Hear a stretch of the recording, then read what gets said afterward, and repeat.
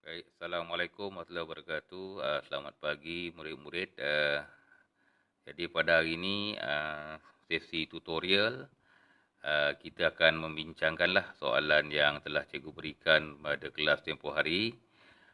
Jadi saya harap murid-murid dapat tengoklah kembali latihan yang telah dijawab dan cubalah buat perbandingan jawapan yang telah murid jawab dengan jawapan yang cikgu berikan. Kalau jawapan tu berbeza, tak semestinya jawapan tu salah sebab cikgu akan terangkanlah. Mana ada setengah soalan tu dia jawapan dia boleh diberikan pelbagai jawapan. Jadi tanpa buang masa, cikgu teruskanlah pada sesi tutorial kita pada hari ini. Jadi kita tengoklah pada soalan yang telah cikgu berikan. Cikgu akan bacakan, murid tolong semak. Satu penyiasatan telah dijalankan oleh Zaimah tentang sebuah kereta mainan yang bergerak di atas landasan yang sama, landasan yang sama panjang. Landasan tersebut dilapisi dua jenis bahan yang berbeza. Di lapisan tu dua jenis bahan yang berbeza, iaitu kepingan akrilik dan lapisan kanvas. Jadi lapisan akrilik dan lapisan kanvas. Jadi ini contoh rajah lah, rajah eksperimen tu dibuat. Mana ada sebuah kereta mainan, ada satu landasan dan ketinggian dia 20 cm. Jadi mana landasan ni diubah, mula-mula digunakan akrilik. Jadi kereta ni dilepaskan sampailah dia berhenti. Jadi diukurlah berapa masa sampai dia berhenti yang itu. Lepas tu diubah landasan ni menggunakan canvas. Dan sama juga aktivitinya, dilepaskan pada ketinggian yang sama. Dan apabila kereta tu berhenti, direkodkan berapa saat masa yang diambil daripada kereta bermula kereta tu di atas ni sampailah dia berhenti, direkodkan masanya. Di mana yang tertera di dalam jadual. Jadi cikgu harap murid-murid fahamlah berkaitan dengan penyiasatan yang dijalankan. Jadi kita terus pergi kepada soalan. Okey, jadi di sini dia minta berikan satu sebab ataupun inference tentang perbezaan masa yang diambil oleh kereta mainan melalui kedua-dua landasan tersebut. Okey. Biasanya kalau kita nak jawab soalan inference, kita kena dulu buat pemerhatian lah. Pemerhatian kita tengok balik kat sini, apakah pemerhatian dia? Pemerhatian kita tengok dalam jadual. Kita tengok dalam jadual, ada tak pemerhatian dia? Kalau pemerhatian kita tengok kat sini, kita tengok dekat ruangan yang ini, iaitu ruangan pemboleh ubah bergerak balas, iaitu masa. Jadi kalau kita perhatikan dekat sini, pemerhatian kita, jadi masa yang diambil untuk kereta mainan berhenti bagi landasan canvas lebih lama. 12 saat ni lebih lama daripada 8 saat. Jadi saya ulang sekali lagi, masa yang diambil oleh kereta mainan bergerak pada landasan canvas lebih lama berbanding lapisan akrilik. Ini adalah pemerhatian kita. Jadi apabila kita dah dapat pemerhatian yang itu, barulah kita binakan jawapan. Jadi apakah perbezaan tu, kenapa lapisan kanvas lebih lama? Jadi jawapan dia, cuba semak jawapan murid. Jadi kerana permukaan akrilik kurang daya geseran. Jadi bila dia masanya lebih singkat, maknanya dia kurang daya geseran berbanding permukaan kanvas. Jadi dekat sini antara isi penting dekat sini adalah kurang daya geseran. Akrilik kurang daya geseran berbanding. Mesti ada berbanding. Kalau kita tak bandingkan, mana jawapan dia salah. Jadi mana mesti ada perbandingan di antara lapisan akrilik dengan lapisan canvas. Jelas murid-murid? Okey, untuk soalan A. Manakala soalan B pula menyatakan dia minta kita berikan dua maklumat. Okey, maklumat ni sebenarnya adalah pemboleh ubah. Biasa kalau soalan macam ni, dua maklumat, dia akan minta satu pemboleh ubah ni manipulasi. Manakala yang kedua adalah pemboleh ubah bergerak balas. Okey, kita tengok pada soalan yang atas. Okey, ada jadual ni kan? Okey, kat sini kalau kita perhatikan, biasa yang telah cikgu terangkan sebelum ni, kalau ruangan yang pertama ni, maklumat ni adalah pemboleh ubah dimanipulasi. Dan yang ini adalah pemboleh ubah bergerak balas. Kita boleh juga ambil jawapan yang ini atau kita boleh tambahlah ikut kesesuaian. Okey, jadi yang atas tadi dah berikan jawapan. Jadi kita tengok yang kedua, jenis landasan. Jenis landasan. Yang ini adalah pemboleh ubah dimanipulasi. Kalau tulis landasan saja salah. Kena ada dia punya apa nama tu, perkataan di hadapan tu. Cikgu lupa apa nama dia tu. Jenis landasan. Manakala maklumat yang kedua, iaitu pemboleh ubah bergerak balas, panjang. Kalau dalam jadual tadi cuma masa aja. Tapi kali ini adalah masa kereta mainan bergerak melalui landasan. Jadi adakah salah kalau tulis masa saja? Jawapannya tidak. Tapi jawapan yang lebih baik, kita tulis masa kereta mainan bergerak melalui landasan. Okey, jelas murid Okey. Lepas tu dia minta kita ramalkan masa kereta mainan bergerak melalui landasan jika landasan tersebut dilapisi kertas pasir. Okey. Jadi untuk kita ramalkan masa ni, jadi kita kena tengoklah kira berkaitan dengan kertas pasir. Jadi kita buat perbandingan dulu di antara kertas pasir, lapisan akrilik dan lapisan apa nama tadi tu? Lapisan kanvas Jadi di antara akrilik, kertas pasir dan kanvas yang mana paling kasar, yang mana paling licin. Jadi macam mana tu? Antara akrilik dengan kertas pasir, dan itulah kertas pasir lebih kasar, betul? Jadi di antara kanvas dengan lapisan kertas pasir, mana lebih kasar? Ya, betul. Maknanya kertas pasir lebih kasar. Jadi maknanya masa dia lebih daripada 12 ke ataupun kurang daripada 12?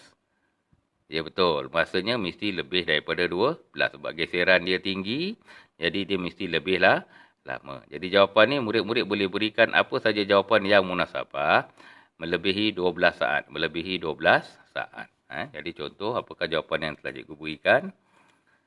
Okey. Dekat sini 12 saat. Ini silap minta maaf cikgu. Sebenarnya jawapan dia yang sesuai adalah 13 saat. 13 saat. Ni cikgu tersilap tu. Jadi 13 saat boleh, 14 saat boleh, 15 saat boleh. Jangan terlampau lama lah. Jangan sampai 1-2 minit pula. Yang tu nampak sangat tak betul je dekat situ. Jadi mesti lebih daripada 12 saat. Tetapi yang munasabah. Okey. Seterusnya soalan D. Berikan dua kebaikan daya geseran dalam kehidupan kita. Jadi jawapan ni tak semestinya jawapan cikgu sama dengan jawapan murid-murid. Sebab apa?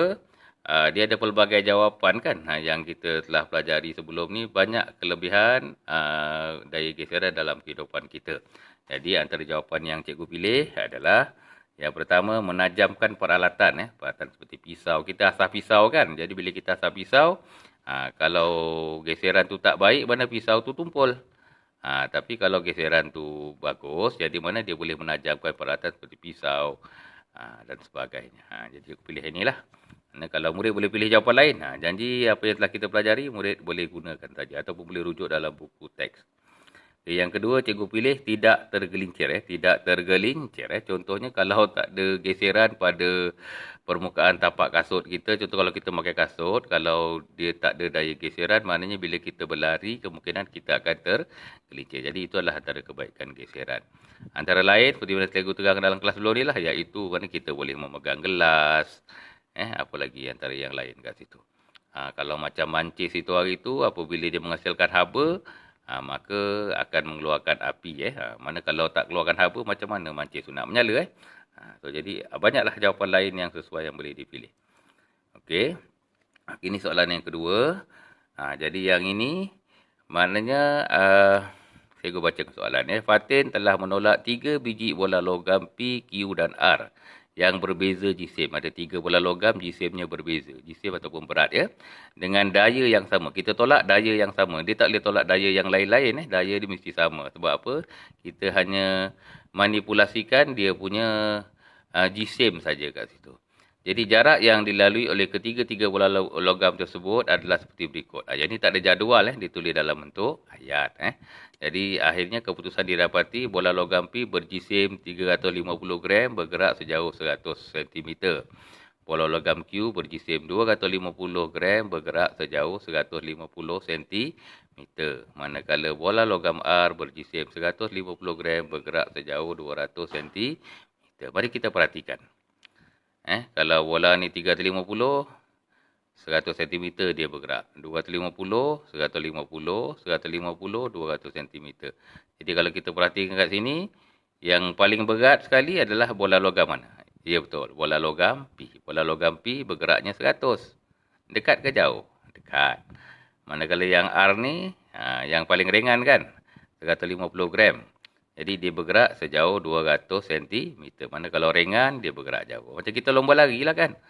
Biasa orang berbadan besar, dia lari tak jauh. Lari separuh jalan, dia dah mengah.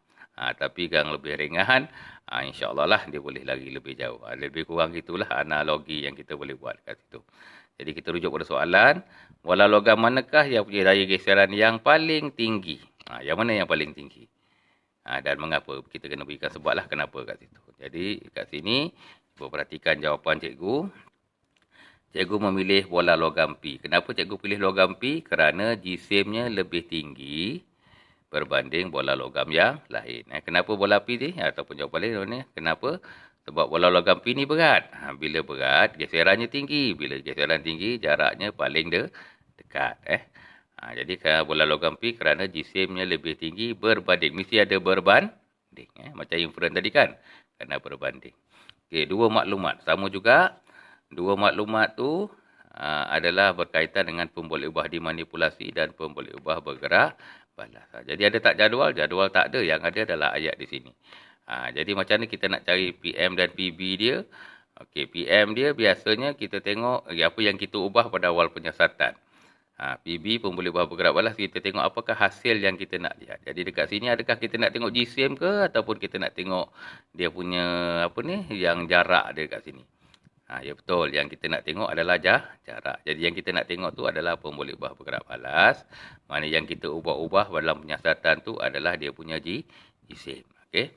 Jadi apakah jawapan cikgu? Cuba bandingkan dengan jawapan murid. Okey, jawapan cikgu jisim bola logam. Jisim bola logam. Kalau tulis jisim saja salah. Jisim apa nanti? Jisim bola logam. Macam ni. Kalau tulis bola logam saja pun salah. Kena tulis jisim bola logam. Manakala jawapan yang kedua adalah jarak bola logam bergerak. Dia kaitan dengan jarak. Kalau jarak saja tak lengkap, kita tulis jarak bola logam bergerak. Jelas murid-murid? Okey, seterusnya kita nak lakarkan graf bagi penyiasatan bola logam dengan jarak bola logam bergerak. Sebenarnya murid boleh salin kat sini je jawapan dia. Cikgu terlepas pandang. Yang ini PM, yang ini PP. Jadi macam mana cara kalau kita nak binakan graf? Okey, ikut langkah-langkah dia. Langkah yang pertama, kita binakan garisan mencancang dan garisan mengufuk. Okey, langkah seterusnya, kita masukkanlah ukuran-ukuran yang ada tu. Ukuran-ukuran yang ada. Ialah 50, 100, 150, 200, 150, 250, 150. Okey, lepas tu kita masukkan pemboleh ubah. Yang bawah manipulasi, mesti ada unit. Mesti ada dalam kurungan unit. Jadi jisim dalam gram.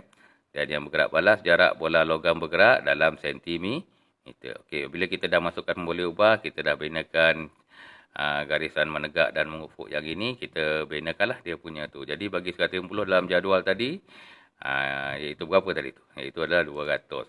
Ini cikgu tu. Cikgu patutnya jangan lukis, tapi cikgu pakai komputer saja dan dilorikkan. Okey. Manakala yang kedua, 250 gram, 150 cm. 350 adalah 100 meter. Dan cikgu masukkan dekat situ bola P, bola Q dan bola R. Kalau murid boleh bina macam ni, layak untuk dapat 2 markah. Okey. Kalau betul, tahniahlah. Dia mesti ada pemboleh ubah dekat sini dan mesti ada graf carta palang. Maklumat kena lengkap lah, baru dapat markah penuh. Okey. Ini satu daya bebas dikenakan pada bola logam tersebut. Nyatakan 4 kesan terhadap bola logam tersebut dalam maklumat 1.